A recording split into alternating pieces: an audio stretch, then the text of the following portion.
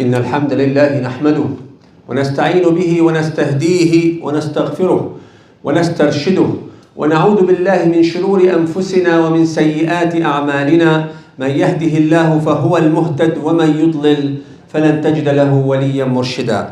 والصلاة والسلام على أشرف الخلق أجمعين سيد الأنبياء والمرسلين حبيب رب العالمين سيدنا محمد صلى الله عليه وعلى آله وصحبه ومن تبع هديه واتبع سنته إلى يوم الدين. اللهم اجعلنا معهم في عليين من غير سابقة عذاب ولا حساب. آمين يا رب العالمين. Dear brothers and sisters, last khutbah I've started a series of khutab that talks about al-ihsan. And al-ihsan, subhanallah, it's a word that can be translated to so many words and phrases in English. And subhanAllah, there's nothing like the Arabic words that one word can take care of a whole conversation and a whole topic. Al-Ihsan, how to do your best to reach the highest level of achievement, of excellency in whatever you want to achieve. So we spoke about Al-Ihsan. Even in fighting your enemies, you have to exert Ihsan. Even your relationship with your Lord, before anything, with Allah, you have to achieve ihsan. Your ibadah, your relationship with the whole world. Today, and inshallah ongoing, we're gonna choose one topic at a time and apply ihsan. And go home with the homework. Go home with something that you need to do in action and teach your family and friends about. And nothing here is new. It's only dhikra. Dhikra, it's a reminder for ourselves and our brothers about something all of us already know. But this is how the deen and da'wah goes. You have to always remind one another of goodness and prevent one another from evil. And I'll start this series by what I believe after, purifying tawheed, purifying iman, which needs a lot other series of itself. Talk about today is the parents and how to do ihsan and birr al-walidain. Something that most of us know for sure, but we take it for granted and we need to be reminded on the exact application and what is being expected from Allah, from us toward Allah and toward our parents. And let's look at this ayah in Surah An-Nisa, verse 36. بعد أعوذ بالله من الشيطان الرجيم واعبدوا الله ولا تشركوا به شيئا وبالوالدين إحسانا واعبدوا الله وما خلقت الجن والإنس إلا ليعبدون. So the real purpose of our creation, our being here, is to worship Allah Azza wa Jal. By applying every aspect of awamir in our lives, all the orders, all the do's, this ibadah is not just the rituals. Everything you do from the time you wake up until you sleep, it's part of ibadah if it was done the way Allah wants us to do it, not the way we want to do it. And the way Muhammad ﷺ has applied as our ultimate superhero role model.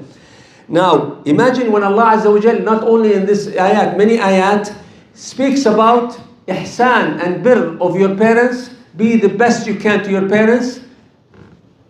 Just after Allah speaks about ibadah and tawheed.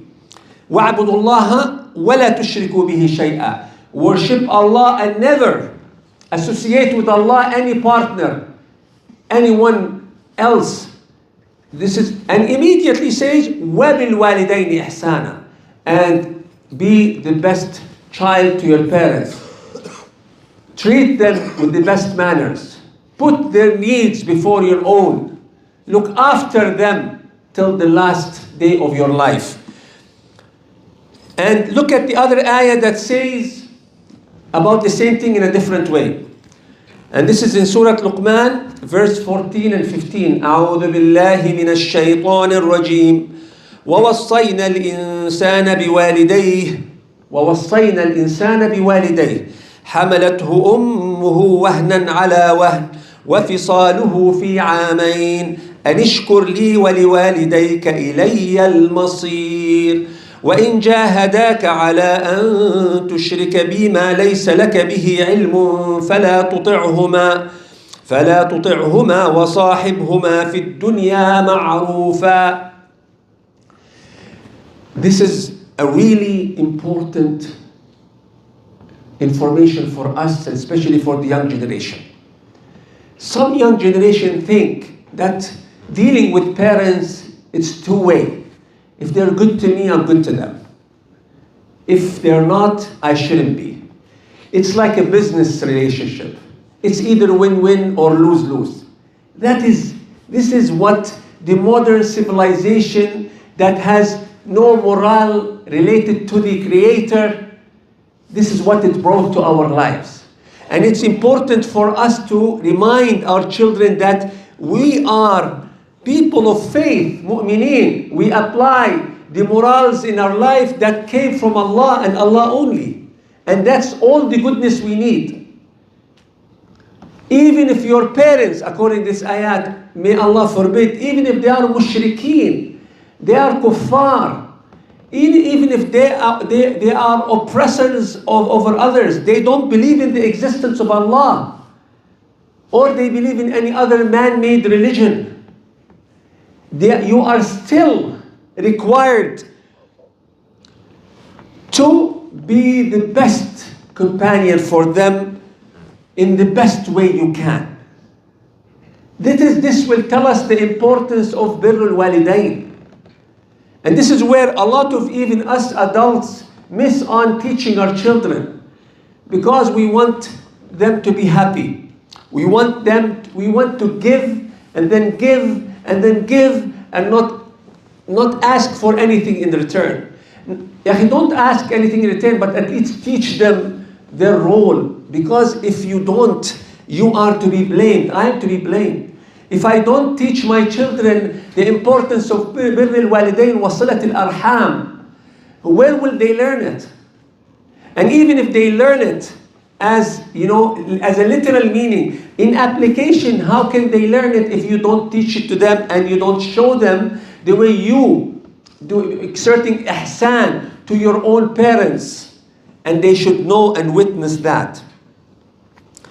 And we have to remember, this attribute, this sifa, this ihsan was mentioned as part of the description of the anbiya and mursaleen.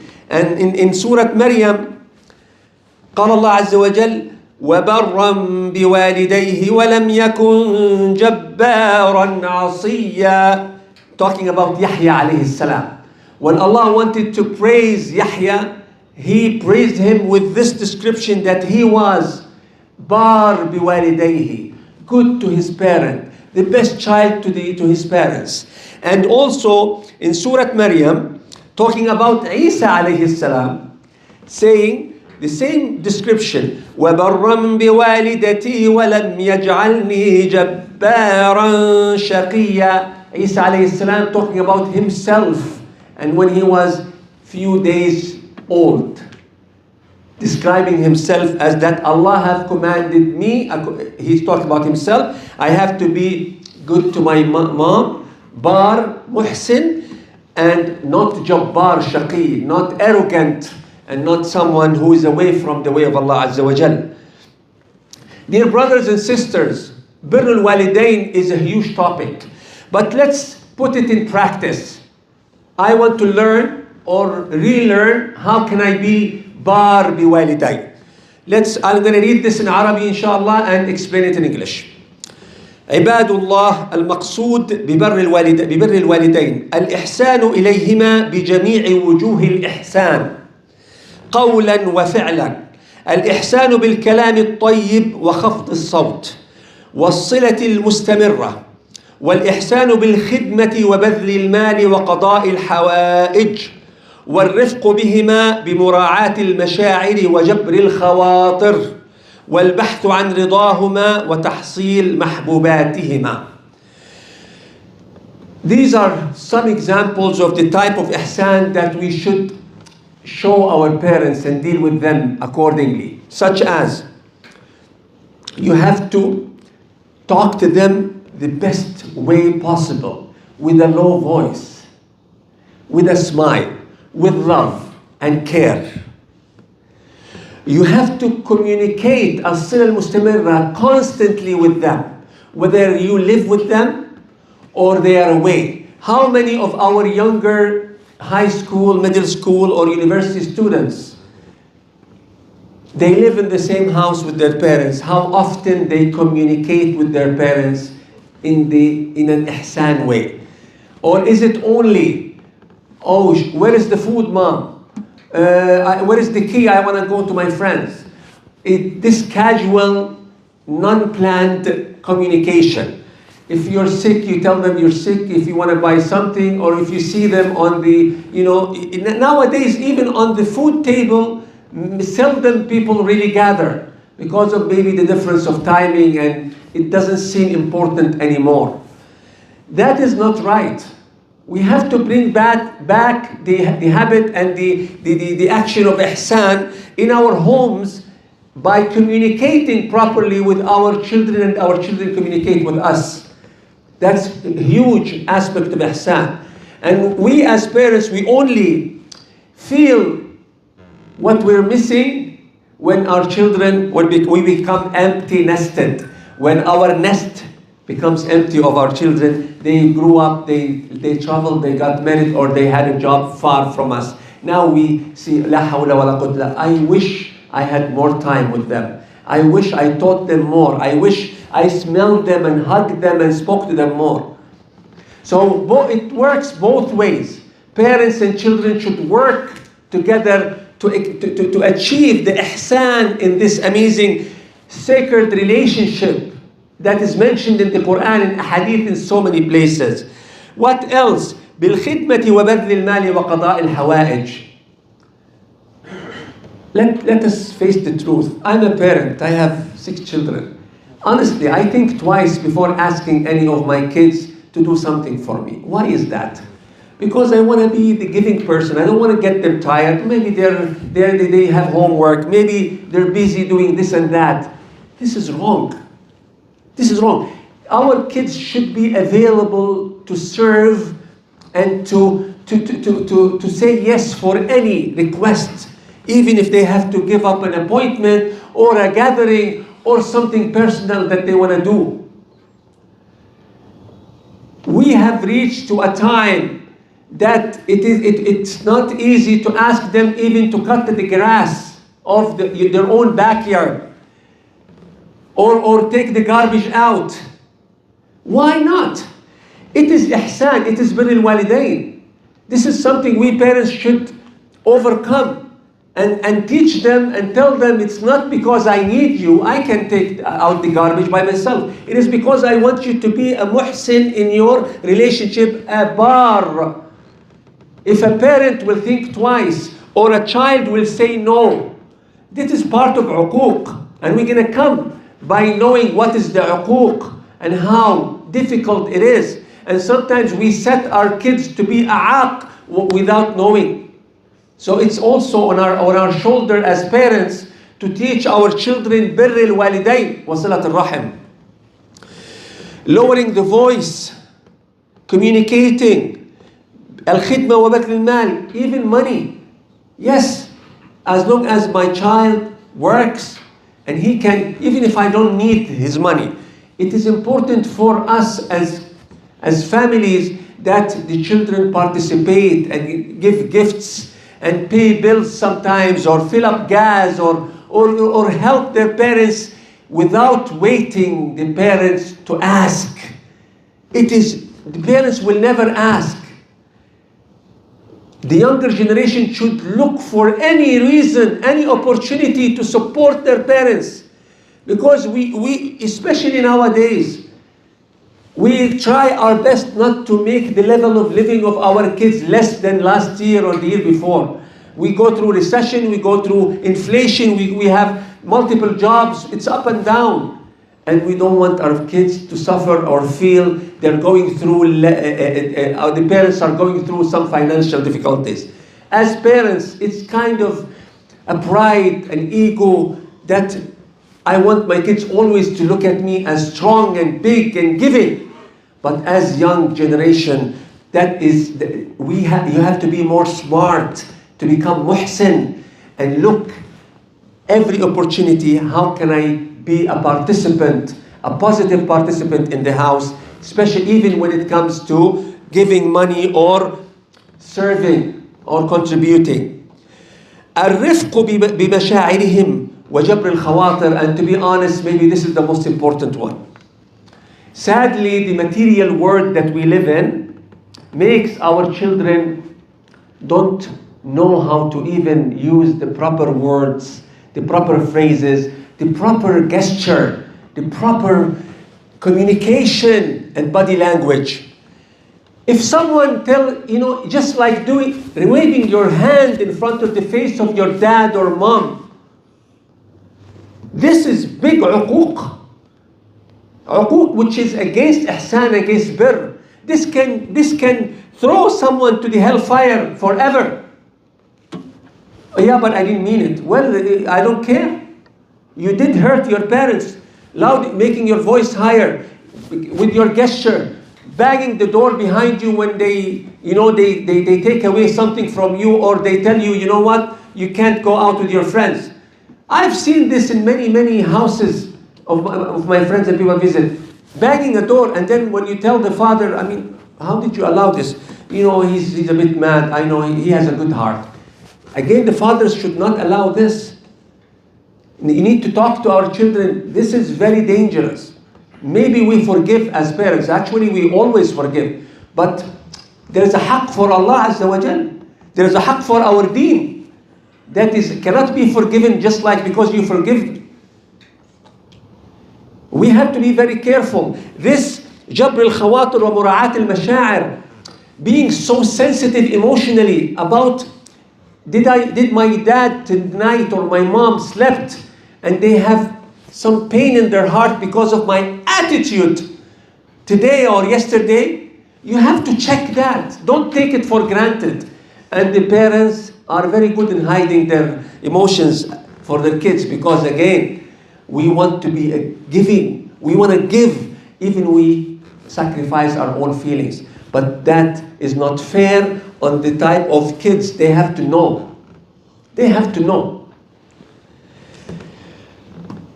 And imagine that Allah Azza wa Jal have also made Muhammad Sallallahu Alaihi Wasallam teach us so many things, such as سئل رسول الله صلى الله عليه وسلم أي العمل أحب إلى الله. Look how the importance. I can't, mashallah, so many ahadith and ayat. I'm choosing very few. Our beloved Sahaba and Tabi'een were asking always Muhammad Sallallahu Alaihi Wasallam to guide them to the best act of worship. What can get us closest to Allah? Please, let's learn this attitude. Looking for always to exert ihsan. Out of so many things that we can do, the Sahaba is asking what is the best to be done. And in this beautiful hadith, they ask which worship or an act or an action that is most beloved to Allah.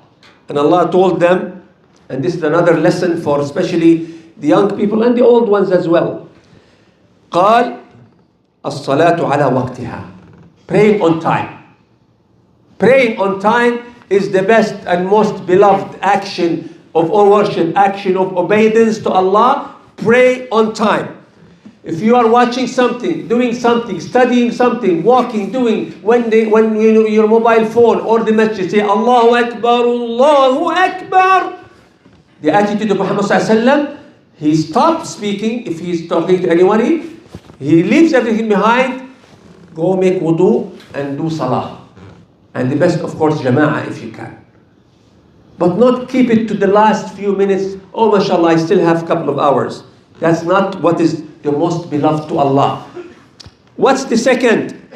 They ask him, the Sahaba wants to know more. So they said, ثُمَّ أَيْ قُلْتُ ثُمَّ أَيْ. That's, of course, Abdullah ibn Mas'ud. قُلْتُ ثُمَّ أَيْ قال بِرُّ الْوَالِدَيْنِ. So what's after the salah? Muhammad Sallallahu Alaihi Wasallam said, بِرُّ الْوَالِدَيْنِ. Kindness to your parents. Kindness to your parents. And then The Sahabi said, قلت ثم أي قال الجهاد في سبيل الله. Then what ya Rasulullah? So you told me about salah on time. It's not salah, it's on time. Salah by default is there on time. The second is being kind to your parents. And the third is al-jihadu fi sabilillah. Imagine al-jihadu fi sabilillah.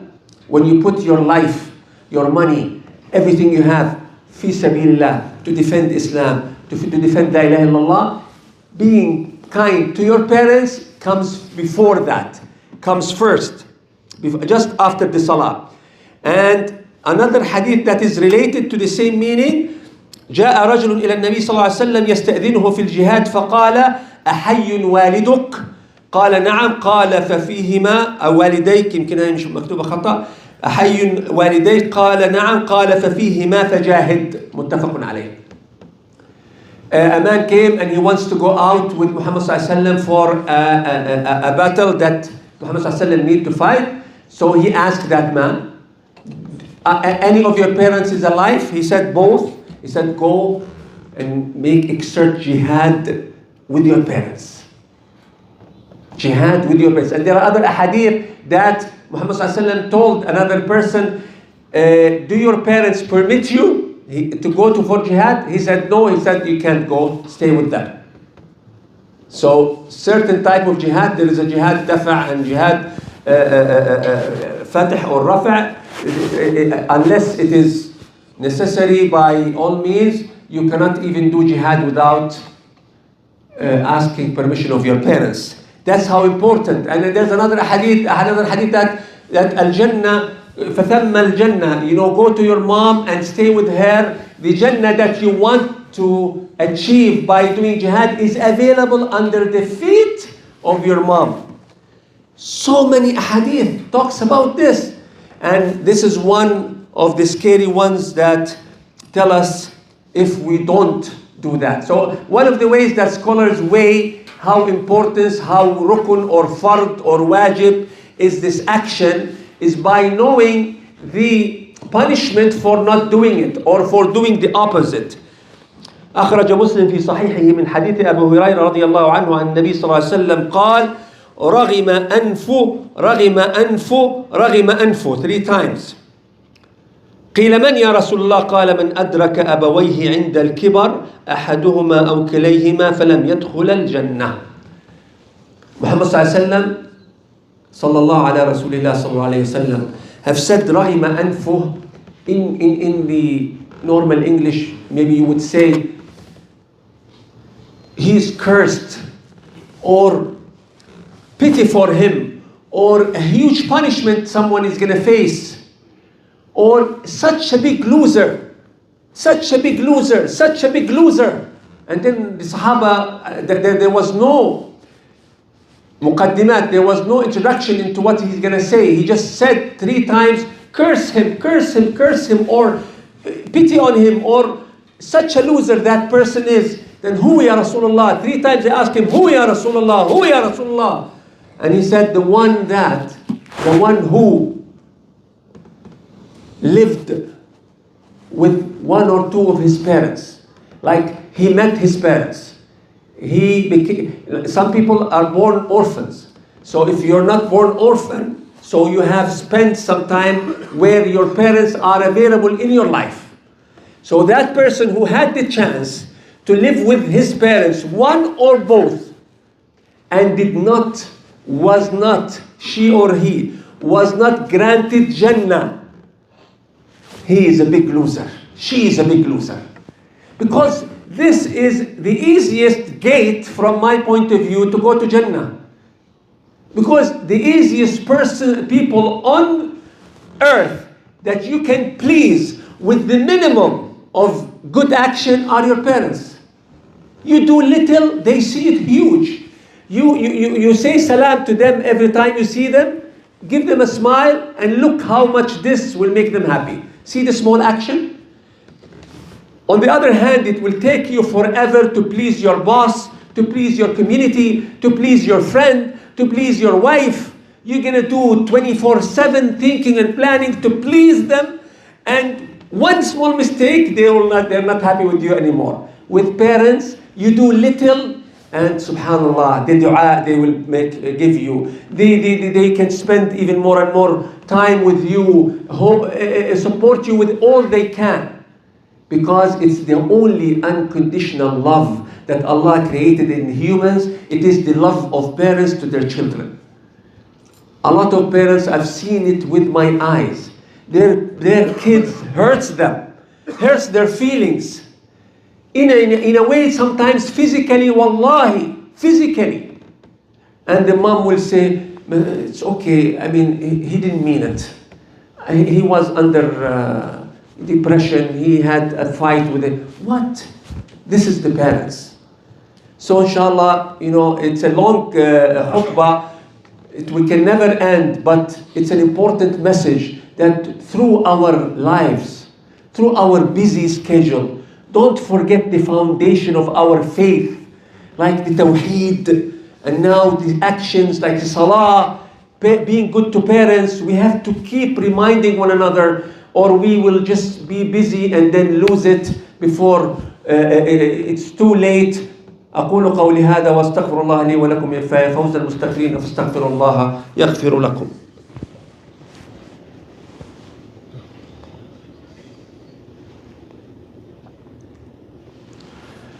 بسم الله الرحمن الرحيم والصلاة والسلام على أشرف المرسلين سيدنا محمد وعلى آله وصحبه أجمعين. أما بعد، عباد الله، إن عقوق الوالدين من كبائر الذنوب كما قال صلى الله عليه وسلم: الكبائر الإشراك بالله وعقوق الوالدين وقتل النفس واليمين الغموس. متفق عليه. There is a set of sins are called kaba'ir in Islam. The huge sins. The sins that if you don't make tawbah, you are in a big trouble. A sin that no excuse for committing them unless you're, the shaitan is all around your life. And those sets of sins, we need to learn them and teach them to our kids. And some ulama said there are 7 kaba'ir, some say 10, some say more. It doesn't mean, the number is not what the issue now. It is we have to know which sins are the most hurtful and painful to our lives, and which sins are huge in the eyes of Allah Azza wa Jal, and it's very hard, to accept them as Muslims. Such as, according to this hadith, al-ishraku billah, associating anyone with Allah Azza wa Jal, and that's the sin that takes people out of Islam immediately. And imagine the second one is وعقوق الوالدين, and being bad to your parents, treating them badly. And imagine the third one is وقتل النفس, killing others. In this hadith, the sequence, the worst thing you can do is associate someone with Allah Azza wa Jalla in your worship. The second is being bad to your parent. The third is killing people or killing a nafs unjustly if you have no authority, right? See the importance, and when we say kaba'ir, please go read how hard it is to have a kaba'ir. I will end up by one last thing. What about if my parents have passed away? And that happens to most of people my age, 50s, 60s of their age. Most of us, we lost one or two of our parents. Is it done, alhamdulillah, this huge duty that you, Imam of Jum'ah today, made me so responsible about? Until you die, you have to do birr al-walidain. Until you die, you have to be good to your parents, even if they have passed away before you were even born. How? Of course, many ways. You start by doing dua for them. You start by giving sadaqah when they pass away, even in their lives. You give charity, and you do multiple niyyah. That charity on behalf of my parents, so Allah will elevate their status in Jannah and forgive their sins. And at the same time, this charity is to protect me from evil and protect my children. Same time, this charity is to do this and that. Multiple niyyah can be done in those beautiful actions of charity.